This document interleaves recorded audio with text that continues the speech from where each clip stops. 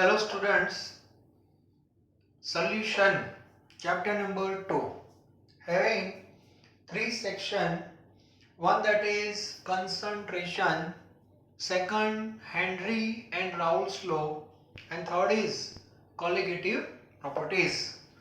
अब उसके जो न्यूमेरिकल्स है पर्टिकुलरली एक्सरसाइज जो आज से हम स्टार्ट कर रहे हैं उसमें भी सेक्शन वाइज ही हम आगे बढ़ेंगे। तो पार्ट 1 जो है उसको मैंने 2 लेक्चर दिए हैं। ओके, तो जो भी न्यूमेरिकल है एक्सरसाइज में रिलेटेड विथ पार्ट 1 वो हम आज से स्टार्ट कर रहे हैं। और एक्सरसाइज के न्यूमेरिकल देन इंडेक्स और इलस्ट्रेशन ये आप अच्छी तरह कर लो ना तो कंसंट्रेशन के ज्यादातर कॉन्सेप्ट जो है वो आपके क्लियर हो जाएंगे।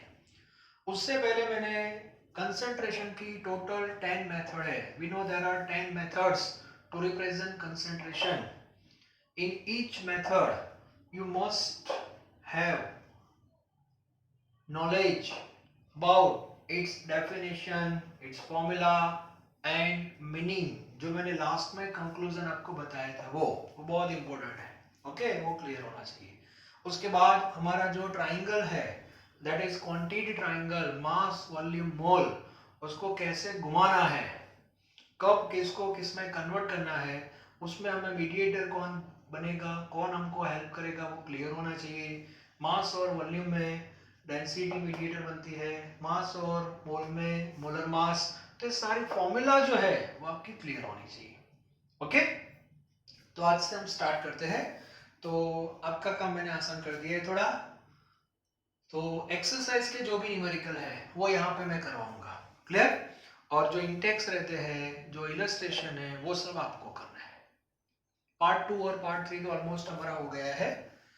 तो सबसे पहले स्टार्ट करते हैं exercise part 1 that is 2.4। So question number 2.4। सो आपके पास टेक्स्ट बुक है तो टेक्स्ट बुक में आप क्वेश्चन अच्छी तरह पढ़ना। मैं यहाँ पे कंक्लूजन लिख रहा हूँ।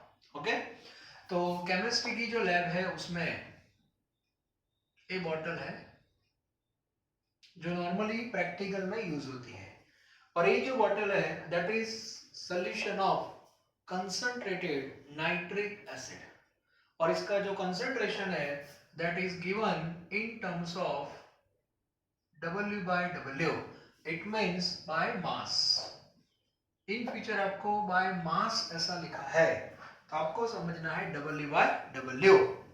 And second, density is also given. Density means D and that is 1.504 gram per ml. And you have to convert this concentration into another method and that is molarity. Yes. तो equation किस format का हो गया? Conversion from one method to another. तो यहाँ पे आपको W by W दिया है और उसको मोलारिटी में कन्वर्ट करना है। तो आगे भी मैंने बताया था आपके पास इसका मीनिंग पता होना चाहिए। What is the meaning of 68% W by W? तो W by W का बेस क्या होता है? That is 100 gram. आपको लिखना है in 100 gram solution. Total mass कितना है सॉल्यूशन का? 100 gram. In 100 gram solution 68 gram that is HNO3 nitric acid. therefore remaining part that is 32 gram that is water। Clear? तो ये जो मेथड है इसका बेस आपको पता होना चाहिए। 100 ग्राम सॉल्यूशन है और उसको दो पार्ट में क्या कर दो? डिवाइड कर दो। जैसे मोलारिटी का बेस क्या होता है? 1 लीटर। नॉर्मलिटी का बेस 1 लीटर। फॉर्मालिटी का बेस 1 लीटर। मोलालिटी का base 1 kg solvent. Is it clear? Okay, तो यहाँ पे W by W का बेस आपको पता होना चाहिए and that is 100 gram solution. तो उसको दो पार्ट में क्या कर दो? डिवाइड कर दो। क्लियर? ओके, तो आपके पास सॉल्यूट और सॉल्वेंट दोनों का ग्राम, ग्राम मींस मास आ गया। क्लियर? अब आपको कौन सी मेथड पे जाना है, एंड दैट इज मोलारिटी। तो मोलारिटी की जो सेकंड फॉर्मूला है वो नॉर्मली ज्यादा यूज में आएगी। सेकंड फॉर्मूला आप बोलोगे फर्स्ट कौन सी, मोल अपॉन वॉल्यूम। तो second mole means what, mass upon molar mass. तो फॉर्मूला हम लिखते हैं डब्ल्यू ग्राम, पता है ना डब्ल्यू ग्राम क्या है, मास of solute in gram upon, यहाँ पे कौन सा मास आएगा, molar mass, into volume in terms of litre, volume of solution. तो ये पता होना चाहिए, फॉर्मूला क्लियर होनी चाहिए पहले। चलो मास ऑफ सॉल्यूट दैट इज 68, ये रहा। मोलर मास, तो HNO3 का मोलर मास हम काउंट कर सकते हैं एंड दैट इज 63।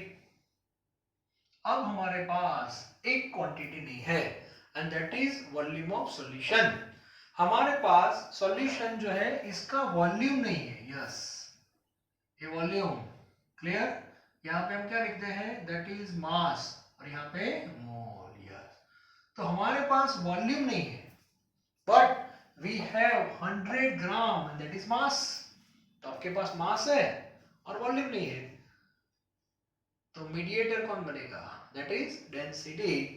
तो यहाँ पे आपको डेंसिटी अप्लाई करनी है। So here density D is equal to mass upon volume, therefore volume is equal to mass upon density. Mass 100 gram, solution, हाँ ये फॉर्मूला जो अभी लिख रहे हैं that is applicable for solution. Density that is given 1.504 gram per ml, gram cancel, so final answer in terms of volume that is 66.48 ml. Clear? Okay, now here volume in terms of liter, so you have to convert 66.48 that is in ml, so divide by 1000, so divide by 1000 करोगे तो 1000 numerator में आ जाएगा। Clear? So final answer of molarity that is 60.23 molarity. Yes, simple. तो ये numerical है, एक ही है, ठीक है। तो ये हो गया आपका 2.4। अच्छी तरह नोट डाउन कर लेना, क्लास नोट परफेक्ट होनी चाहिए। ओके, एक्सरसाइज के सारे न्यूमेरिकल में करवाने वाला हूँ, तो अच्छी तरह नोट बना दो। चलो उसके बाद नेक्स्ट है 2.5। 2.5 in 2.5 same numerical, here 68% है, उसकी जगह है 10%, W by W, but now this is a solution, bottle में ये solution है, हाँ। और ये जो solution है ये किसका solution है, ग्लूकोज, मतलब पानी में ग्लूकोज डाल दिया है। ओके, डेंसिटी 1.504 की जगह 1.2 है। ओके, और इसमें आपको 3 कंसंट्रेशन फाइंड करने हैं, molarity, molality and mole fraction. तो ये भी कन्वर्जन का ही कॉन्सेप्ट है। ओके, तो एक मेथड आपको दी है और 3 मेथड आपको फाइंड करनी है। मोलारिटी कैसे फाइंड करती है वो तो आपके सामने ही है, तो पहले वही फाइंड कर लेते हैं। Okay, so first thing is what is the meaning of 10% W by W glucose. So in 100 gram solution 10 gram glucose, glucose means C6H12O6, 10 gram glucose, therefore 90 gram water। एक क्लियर होना चाहिए, इसका मीनिंग क्या है ना वो आपको पता होना चाहिए, दैट इज वेरी इंपॉर्टेंट। चलो सबसे पहले मोलारिटी फाइंड करते हैं। Number 1 that is molarity, formula आपके सामने ही है, W gram molar mass into volume in terms of litre. So here mass of solute that is 10, molar mass, what is the molar mass of glucose, that is 180। now what about volume, so with the help of density, so density mass upon volume, volume mass upon density। तो यहाँ पे मास तो 100 ही है, ये रहा 100 gram solution. now density becomes 1.2। okay, so in terms of ml 100 upon 1.2 that is 83.33 ml, and that is volume in terms of ml. तो यहाँ पे 83.33 ml में है, हमें लीटर में चाहिए तो डिवाइड बाय 1000 कर दिया, तो ये आंसर आपका मोलारिटी में रहेगा 0.66. Clear? So first answer, that is in terms of molarity. Now second that is molality, small m. Small m की फॉर्मूला क्या थी? मास of solute in gram upon molar mass, और इनटू क्या था मोलारिटी में याद है? मास of solvent, and that is W0, W not, but in terms of kg. Yes. So this is formula of molality. Now W ग्राम, फिर से एक बार 10 upon 180. Now W naught, mass of solvent 90 ग्राम, तो 90 तो ग्राम है, तो उसको यहाँ पे क्या कर दो, केजी में कन्वर्ट कर दो, और 1000 से क्या कर दिया, डिवाइड, तो 1000 का आ जाएंगे ऊपर, और इसका जो आंसर है वो मोलारिटी में आपके सामने आएगा. ये सब आपके लिए वर्कआउट कर रखा है, ठीक है, हम तो आपके लिए काम करते ही हैं, आप कितना करते हो वो देखते हो. तो आंसर है मोलारिटी में, that is 0.617 small m. Clear? Now third one. Okay, third क्या फाइंड करना है? Simple, mole fraction. और मोल फ्रैक्शन की जो फॉर्मूला है, मोल फ्रैक्शन नॉर्मली किसके होते हैं? सॉलिड के होते हैं. सॉल्वेंट के फाइंड करने हैं तो 1 माइनस कर देना बाद में. ओके, तो mole fraction of solid means n upon n plus n. n upon n plus n. Small n means moles of glucose. तो मोल कैसे फाइंड करोगे?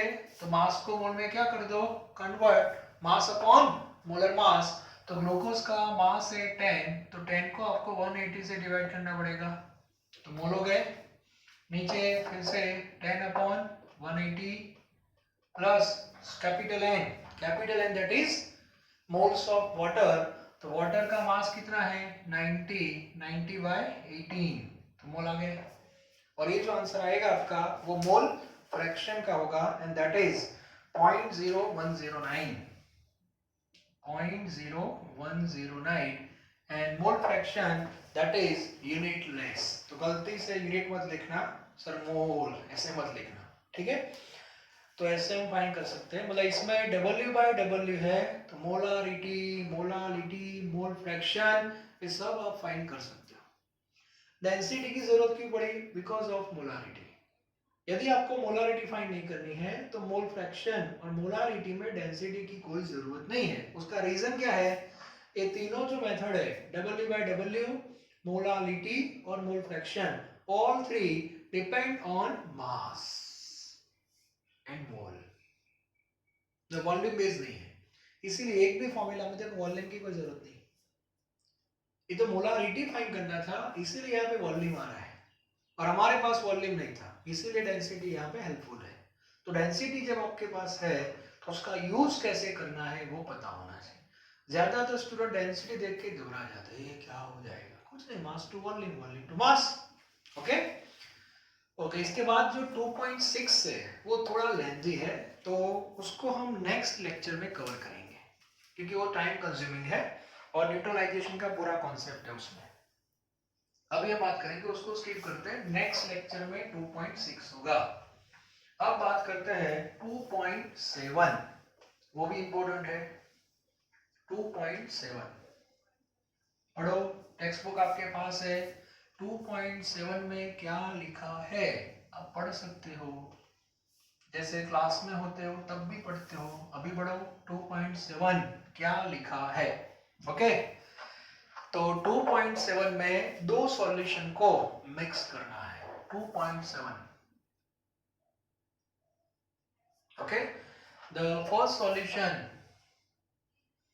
having concentration 25% W/W and having quantity 300 ग्राम।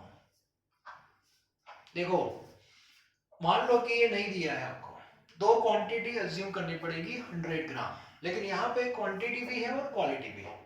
मतलब ये सॉल्यूशन जो है वो 300 ग्राम है, वो क्लियर है। वो टोटल मास ऑफ सॉल्यूशन दिया है, हैवी कंसेंट्रेशन 25%। दूसरा एक सॉल्यूशन है, इट्स क्वांटिटी इज 400 ग्राम, इसकी क्वांटिटी 400 ग्राम है and having concentration 40%, W/W, clear. और हमें इन दोनों को मिक्स करना है। ओके, जैसे हम मोलारिटी नॉर्मलिटी में यूज करते हैं वो फॉर्मूला कौन सी, M1V1 plus M2V2 is equal to M3V3। यहाँ पे ऐसे कोई फॉर्मूला नहीं है, आपको इंडिविजुअल काउंट करना पड़ेगा क्योंकि मोलारिटी नहीं, ये परसेंटेज W/W है। लेकिन अब मुझे बताओ, इतना तो क्लियर हो जाएगा कि जब ये दो सॉल्यूशन को आप मिक्स करोगे तो टोटल मास कितना होगा। यहां से कितना आएगा 300 ग्राम, यहां से आएगा 400, जैसे वहां पे V1 प्लस V2 ऐड करते थे। सो 300 प्लस 400 दैट इज 700 ग्राम, और ये 700 जो ग्राम आएगा वो सॉल्यूशन आएगा। क्लियर है? ओके। अब इसका जो कंसेंट्रेशन है वो हमें फाइंड करना है, परसेंटेज W/W। कुछ लोग क्या बोलेंगे, sir 300 plus 400 is equal to 700, therefore 25% plus 40% that is 65%। Quality का कभी भी एडिशन नहीं होता, क्वांटिटी का होता है। हाँ, एक प्रेडिक्शन मैंने बताया था, याद है, जब इन दोनों का मिक्स करते हो तो जो कंसेंट्रेशन आएगा, इसका जो आंसर है that must be between 25 and 40। 25 से नीचे नहीं जाएगा, दैट इज फैक्ट, और 40 से ऊपर नहीं जाएगा, वो फैक्ट है। और एमसीक्यू में ऐसा एक ही ऑप्शन हो, वही answer. This is concept. Okay, तो इसको सॉल्व कैसे करना है, तो सिंपल क्वेश्चन है। देखो मुझे बताओ इसका मीनिंग क्या होगा। ये जो 25 सॉल्यूट है वो कितने ग्राम में है, वो तो 100 है, तो यहाँ पे रिलेशन आएगा इन 100 ग्राम सॉल्यूशन 25 ग्राम सॉल्यूट।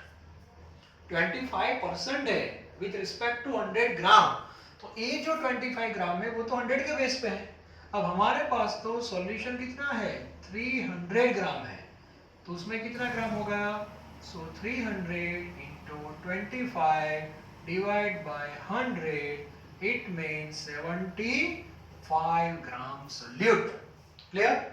चलो यहाँ पे 40% है, तो 40% का मीनिंग क्या होगा, in 100 gram solution 40 gram solute, 40 gram solute, therefore in 400 gram कितना सॉल्यूट होगा, so 40 into 400, 100, it means 160 gram solute. Clear? तो इसका मीनिंग हुआ इस सॉल्यूशन में से कितना सॉल्यूट इसमें आएगा, तो इतना आएगा 75 ग्राम, और यहां से कितना आएगा, यहां से आएगा 160। therefore total mass of solute, total mass of solute 75 plus 160, that is 5 3 235 ग्राम। जो 235 ग्राम है वो टोटल मास ऑफ सॉल्यूट आ गया।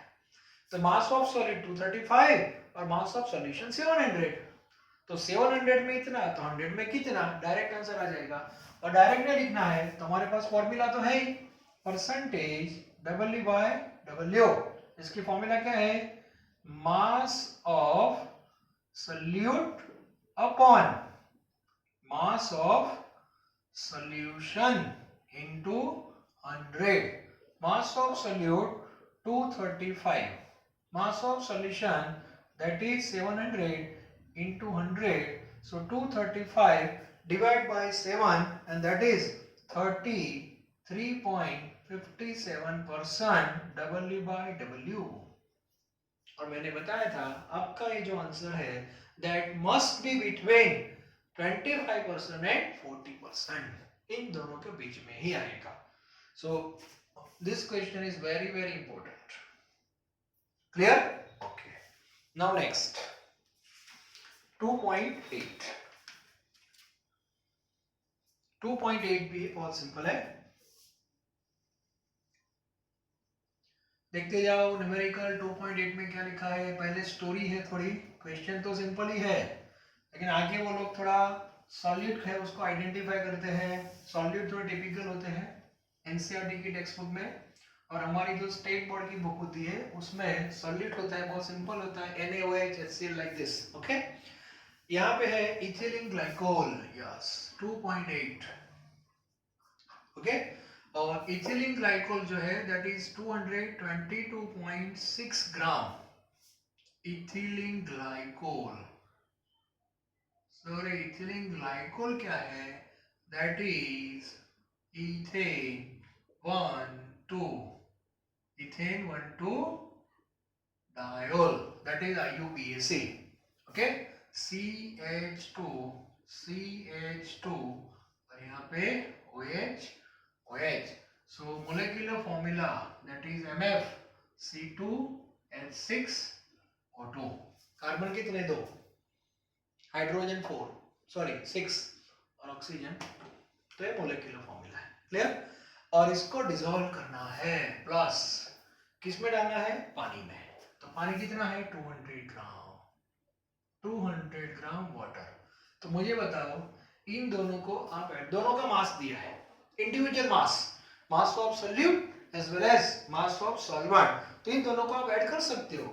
सो we have mass of solution. तो सॉल्यूशन का मास होगा 200 और ये कितना होगा? 22.6 ग्राम. और ये जो आंसर आया that is mass of solution. और मास का एडिशन हम कर सकते हैं. ओके. और इसमें फाइंड क्या करना है? तो इसमें दो चीज फाइंड करनी है, small m and capital M. Okay. Small m and capital M. Small m means molality. Okay. So number 1, small m is equal to W gram upon molar mass. Molar mass into W naught in terms of kg. मैंने आगे बताया था formula perfect होनी चाहिए सब. एक pamphlet भी मैंने दिया है फॉर्मूला के बेस पे, वो अच्छी तरह याद कर लेना. मास of solute that is solute कौन है? Ethylene glycol 0.6 gram. Molar mass according to this formula we can find out molar mass and this becomes 62 gram. 62 gram. Okay, check कर लेना. W naught in terms of kg that is mass water. तो water कितना है? 200. kg में 1000 से क्या कर दो? Divide. So answer becomes 17.95 molarity. Clear? और दूसरा टर्म है दैट इज मोलारिटी.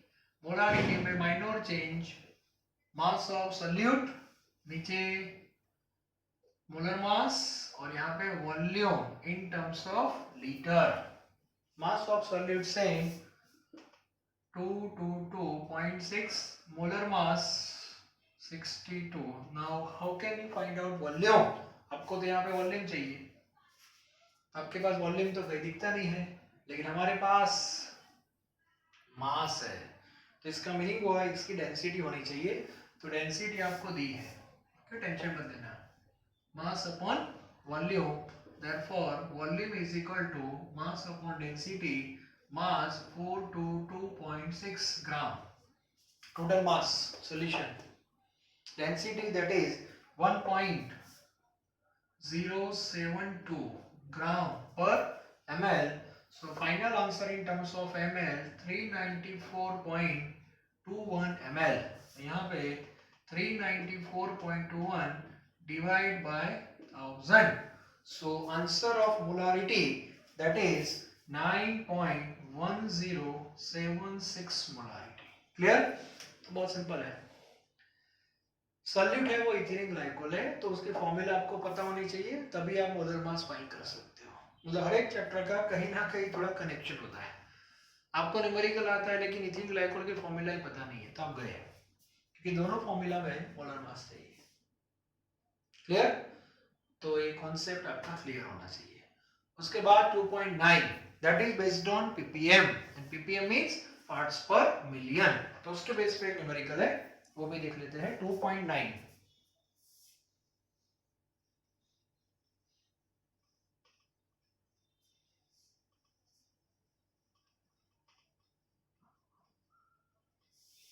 ppm का मीनिंग क्या है? कुछ लोग बोलेंगे सर पार्ट्स पर मिलियन, वो तो इसका फुल फॉर्म है। हाँ, ppm का मीनिंग क्या होता है वो आपको पता होना चाहिए। तो 2.9 जो है रिलेटेड विद दिस, मतलब एक वाटर का सैंपल है, सैंपल ऑफ वाटर, ओके। और एक वाटर का जो सैंपल है उसका एनालिसिस किया तो पता चला उसमें क्लोरोफॉर्म है, कहीं से आ गया है, और उसका जो कंसेंट्रेशन है that is 15 ppm, 15 ppm CHCl3. It means concentration given in terms of ppm, and you have to find out number 1 percentage W by W, and second you have to find out small m, and small m means molarity. तो सबसे पहले आपको ये जो 15 ppm है इसका meaning पता होना चाहिए, ठीक है। तो ppm का मीनिंग क्या होता है? तो मैंने सेंटेंस आपको बताया था मिलीग्राम पर litre, it means 15 ppm means 15 by 1, so convert into sentence form, क्या था? 15 milligram CHCl3 in 1 litre solution, और ये सोल्यूशन जो है वो भी हमारे लिए कौन है? वाटर है। क्लियर? ओके, तो इतना आप लिख सकते हो। तो हमारे पास एक क्वांटिटी वॉल्यूम में है और एक क्वांटिटी मास में है, और रिक्वायरमेंट क्या है वो देख लेंगे। सबसे पहले W by W, चलो फर्स्ट वन, इसकी फॉर्मूला क्या है? W by W means mass of solute in which unit? Gram, upon mass of solution, mass of solution वो भी किस में लेना है? ग्राम में, into 100। क्लियर? तो मास ऑफ सॉल्यूट इन ग्राम, तो ए जो है 15 है वो तो मिलीग्राम है, so 15 into 10 raise to -3, 15 into 10 raise to -3, that is in terms of ग्राम।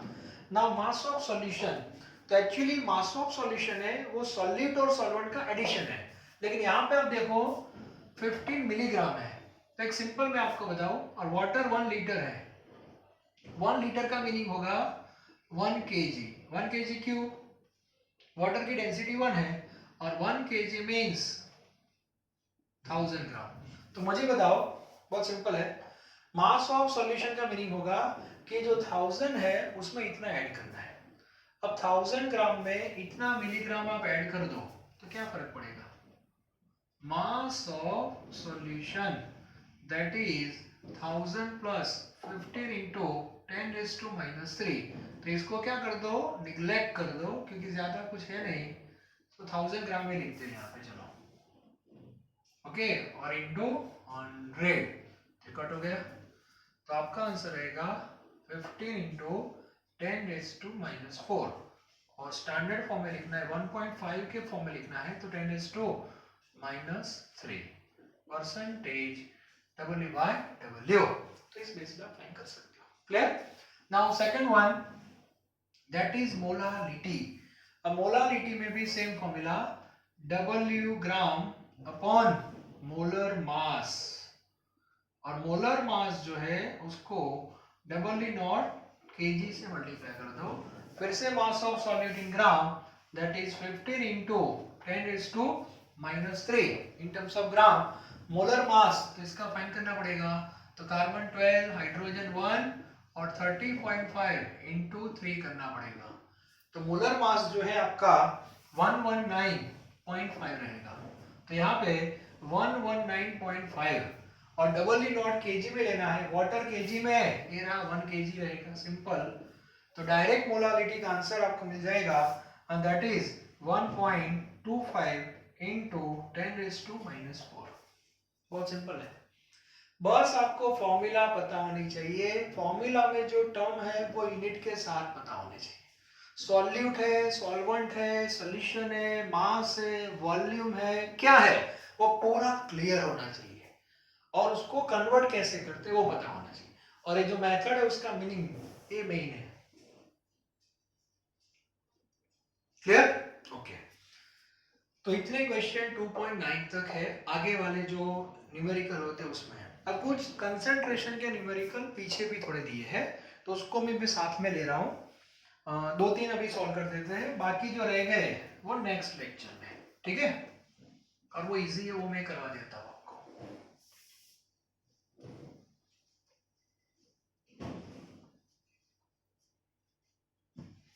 तो सबसे पहले 2.26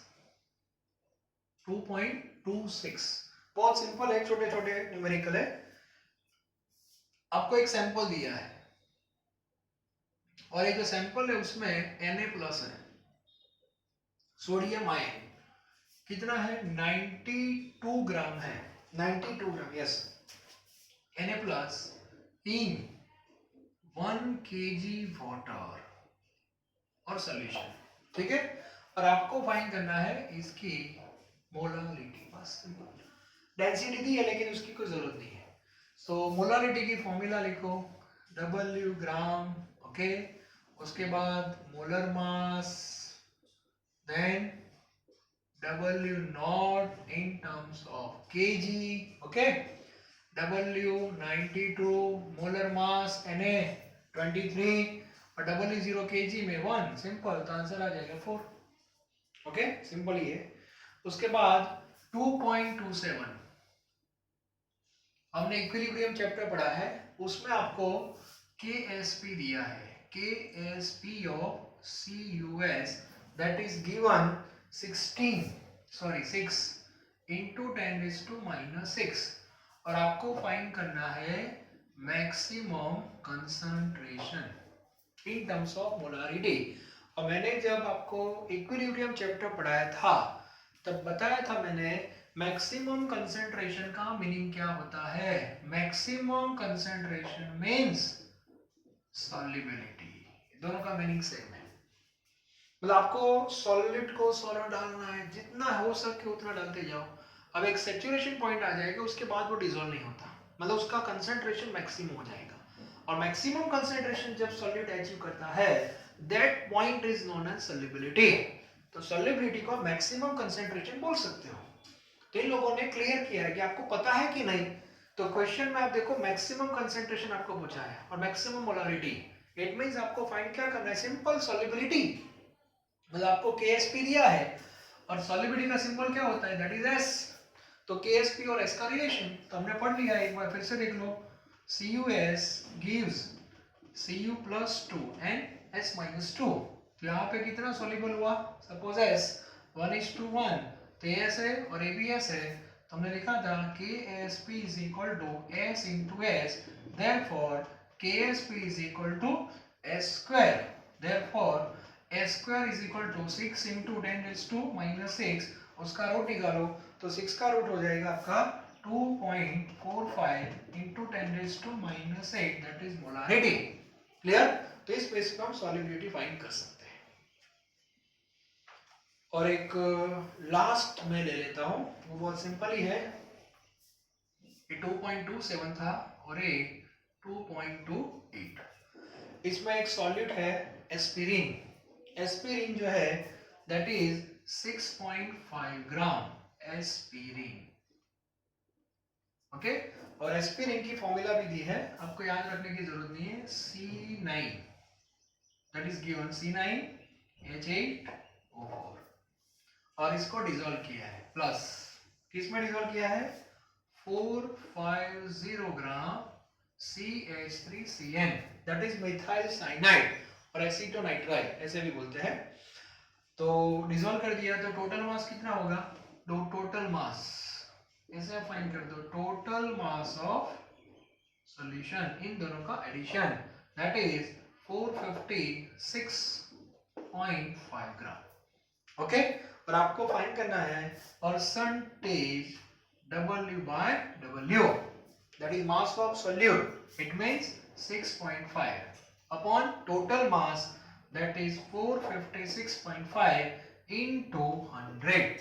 So answer becomes 1.42 percentage W/W.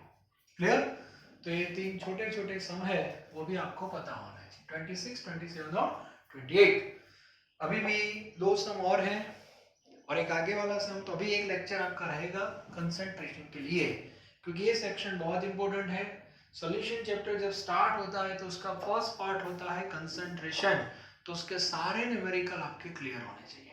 Okay, exercise के जो भी न्यूमेरिकल है मैं आपको करवाऊंगा, लेकिन जो इलस्ट्रेशन है तो अब आपको मैं होमवर्क दे रहा हूं, आपको ट्राई करना है। ओके, इलस्ट्रेशन में ज्यादा नहीं है, आई थिंक 3 न्यूमेरिकल ही है इलस्ट्रेशन में। इलस्ट्रेशन जो है उसमें आपको 3 न्यूमेरिकल सॉल्व करने हैं। इलस्ट्रेशन में 2.1, 2.2 और 2.3, ओके, प्लस इंटेक्स्ट। हाँ, इसमें भी अच्छे न्यूमेरिकल दिए हैं, 2.1, 2.2, 2.3, 2.4 और 2.5, इतने हैं, मतलब टोटल 5 प्लस 3 कितने हो गए? 8। मैंने भी आपको 8 करवाए, आपको 8 होमवर्क में करने हैं और अभी मुझे 3 और आपको करवाने हैं। टोटल 19 न्यूमेरिकल है पार्ट 1 में, टोटल 19 है और ये 19 न्यूमेरिकल आपके परफेक्ट होने चाहिए। ओके, इसके बाद हम पार्ट 2 लेंगे, सेक्शन वाइज जाएंगे। पार्ट 2 में हेनरीज लॉ, राउल्स लॉ, तो सबसे पहले हेनरीज लॉ लेंगे, उसके बाद राउल्स लॉ। कौन सा राउल्स लॉ याद है ना? लिक्विड प्लस लिक्विड वाला, यस। और बाद में पार्ट 3 कोलिगेटिव प्रॉपर्टी, कोलिगेटिव में relative decrease in vapour pressure, elevation in boiling point, depression in freezing point and osmotic pressure. बाद में उसकी एप्लीकेशन आती है, how to find out molar mass, वो भी उसका पार्ट ही है। और लास्ट में नॉन आइडियल सॉल्यूशन, वो आई वाला, ठीक है। तो ये सब नेक्स्ट लेक्चर में हम देखते जाएंगे वन बाय वन, मतलब एक्सरसाइज के सारे न्यूमेरिकल हमें कंप्लीट करने हैं ये चैप्टर के। बहुत है लेकिन हम कर देंगे, कोई बात नहीं, ठीक है। Thank you very very much.